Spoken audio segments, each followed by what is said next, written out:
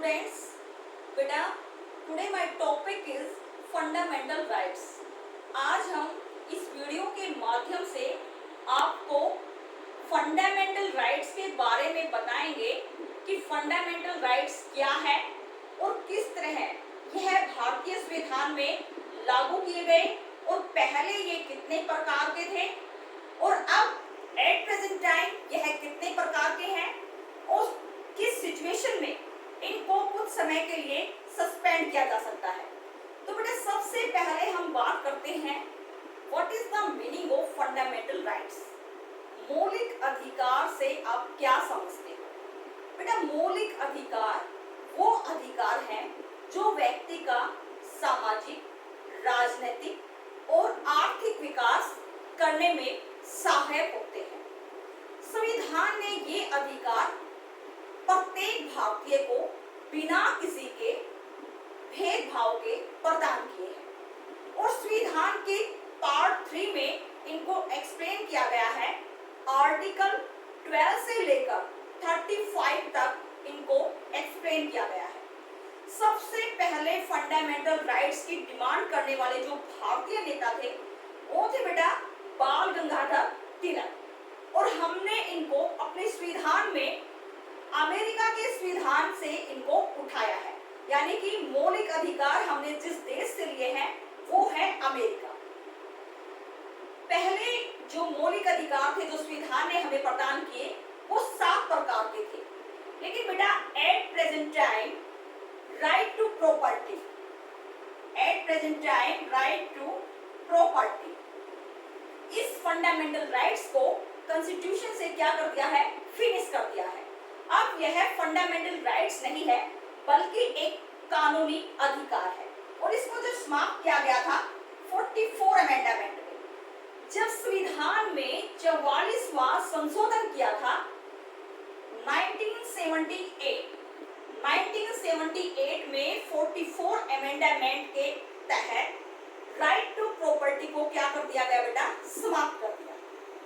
अब बात आती है कि ये जो 6 प्रकार के फंडामेंटल राइट्स हैं ये कौन कौन से हैं और ये किस आर्टिकल के तहत है।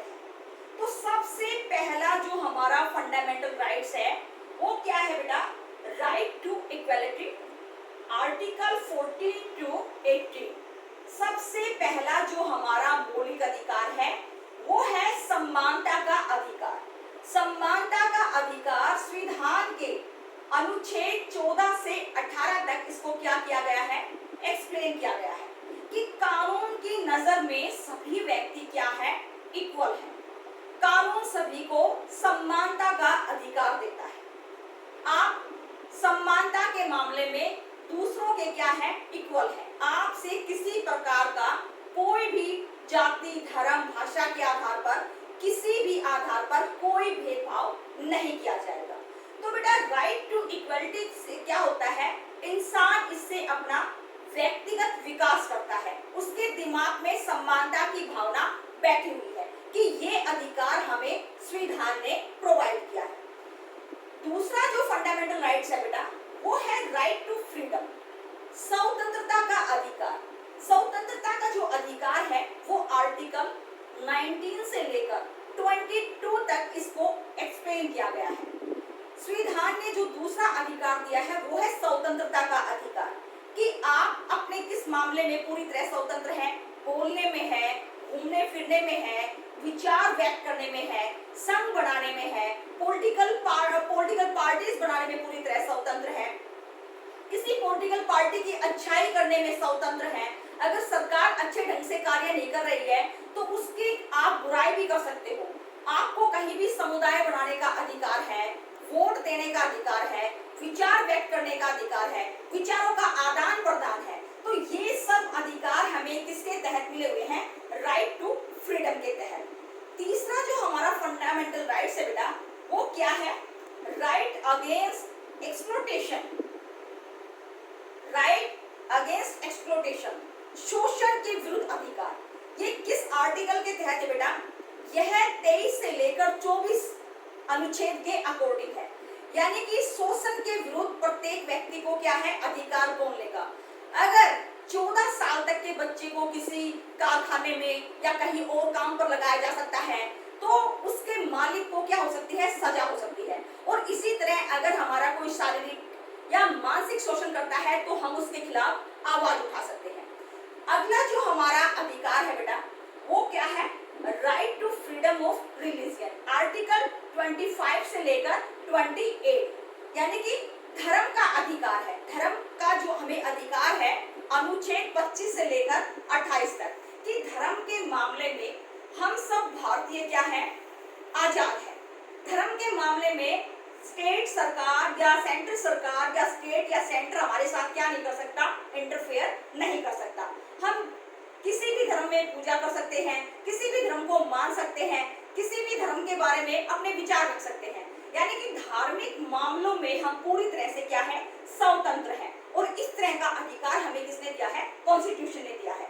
अगला जो हमारा फंडामेंटल राइट्स है बेटा वो क्या है, कल्चरल एजुकेशनल राइट्स। किस आर्टिकल के तहत, 29 से लेकर 30 तक हमें संस्कृति और शिक्षा का अधिकार है। हमारी जो कल्चर है इसका प्रचार करने का अधिकार है, हमें पढ़ने का अधिकार है। हम भारत के क्या विदेश के किसी भी कोने में जाके शिक्षा प्राप्त कर सकते हैं, एजुकेशन का प्रचार कर सकते हैं, एजुकेशन से संबंधित नीतियां बना सकते हैं, उसको एक्सप्लेन कर सकते हैं। यानी कि संस्कृति और शिक्षा का हमारा जो अधिकार है वो हमें संविधान ने दिया है। अगला जो हमारा फंडामेंटल अधिकार है बेटा वो क्या है, राइट टू कॉन्स्टिट्यूशनल रेमिडीज। और किस आर्टिकल के तहत है, 32 से लेकर 35 तक, संवैधानिक उपचारों का अधिकार। ये जो 6 प्रकार का राइट्स है बेटा, ये इन सब राइट्स में सबसे इंपॉर्टेंट है, संवैधानिक उपचारों का अधिकार। इसका मतलब क्या हुआ कि जो संविधान ने हमें फंडामेंटल राइट्स प्रोवाइड किए हैं इनका हम खुलकर प्रयोग कर सकते हैं। अगर स्टेट गवर्नमेंट या फिर सेंट्रल गवर्नमेंट इनमें इंटरफेयर करती है तो हम इसके खिलाफ हाई कोर्ट या सुप्रीम कोर्ट में इनकी क्या ले सकते हैं, शरण ले सकते हैं। यानी कि हमारे जो फंडामेंटल राइट्स के प्रोटेक्टिव फैक्ट है वो क्या है, हाई कोर्ट है, सुप्रीम कोर्ट है। हमारे मौलिक अधिकारों में अगर हमारे मौलिक अधिकारों को दबाया जाता है या किसी के द्वारा इसमें इंटरफेयर किया जाता है तो हम हाई कोर्ट या सुप्रीम कोर्ट की क्या ले सकते हैं, शरण ले सकते हैं। तो बेटा संविधान के तीसरे भाग में फंडामेंटल राइट्स आर्टिकल 12 से लेकर 35 तक इनको एक्सप्लेन किया गया है। और इन पर जो प्रभाव पड़ा है वो अमेरिका के देश का प्रभाव पड़ा है, क्योंकि जब हमारा संविधान बनाया गया तो हमने दूसरे देशों के संविधान को देखा, उनमें जो बातें हमें अच्छी लगी उन बातों को हमने अपने संविधान में लागू कर दिया। तो बेटा जो 6 प्रकार का फंडामेंटल राइट्स है, संवैधानिक उपचारों का अधिकार, इसके बारे में भारत के प्रथम कानून मंत्री B.R. अम्बेडकर, जिसको संविधान बनाने वाला पिता भी कहा जाता है, यानी कि संविधान के पिता की उपाधि भी किसे दी गई है, B.R. अम्बेडकर को। तो B.R. अम्बेडकर ने भी ये कहा है कि जितने भी अधिकार हैं इन अधिकारों में अगर आत्मा के अधिकार की बात की जाए जो सबसे इम्पोर्टेंट है तो वो यही है, संवैधानिक उपचारों का अधिकार। अब बात आती है बेटा कि ये जो 6 प्रकार के फंडामेंटल राइट्स हैं जो कॉन्स्टिट्यूशन ने आपको प्रोवाइड किए हैं, ये किस सिचुएशन में आपसे छीने जा सकते हैं। बेटा 3 आर्टिकल के तहत, कौन सी आर्टिकल, आर्टिकल 352, आर्टिकल 356 और आर्टिकल 360। बेटा ये 3 धाराएं हैं, अगर इनमें से किसी एक आर्टिकल का भी प्रयोग भारत में किया गया है तो फिर क्या किया जा सकता है, इन अधिकारों को आपसे छीना जा सकता है। धारा 352, जब हमारे देश पर कोई दूसरा देश अटैक कर दे तो उस समय हमारे जो फंडामेंटल राइट्स है वो हमसे छीने जा सकते हैं।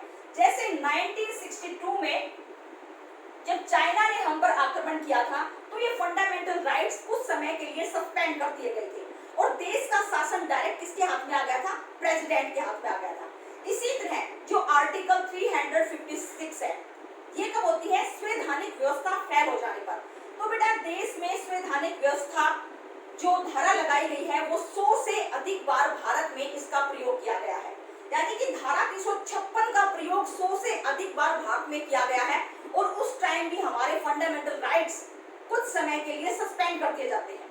और जो आर्टिकल है 360 यानी कि जो संकटकालीन शक्तियां हैं ये तीन इन धाराओं के अकॉर्डिंग, धारा 360 अब तक इसका कहीं पर भी वित्तीय संकट का प्रयोग नहीं किया गया है इस धारा का।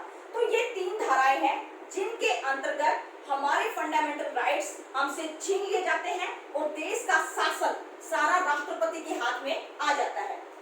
अदरवाइज जो फंडामेंटल राइट्स है इनका जो प्रोटेक्टिव है, रखवाला है, वो हमारे देश का सुप्रीम कोर्ट है, सर्वोच्च न्यायालय है जो कि न्यू दिल्ली में स्थित है। तो बेटा ये थे मौलिक अधिकार जिनके बिना हमारा सामाजिक, राजनीतिक, आर्थिक विकास अधूरा है। और संविधान के तीसरे भाग में धारा 12 से लेकर 35 तक इनका अनुच्छेद, जो 12 से लेकर 35 तक अनुच्छेद बताए गए हैं वो इम्पोर्टेंट है इसमें सभी के सभी। और राइट टू प्रॉपर्टी जो हमारा देश में राइट टू प्रॉपर्टी था, संपत्ति का अधिकार, इसको 44वें अमेंडमेंट में समाप्त कर दिया गया है। तो मौलिक अधिकार वे अधिकार हैं जिनके बिना कोई भी व्यक्ति अपना व्यक्तिगत विकास नहीं कर सकता। ये अधिकार संविधान ने प्रत्येक व्यक्ति को बिना किसी भेदभाव के प्रदान किए हैं और इन अधिकारों का प्रयोग करके हम अपने व्यक्तिगत विकास करते हैं। Thank you.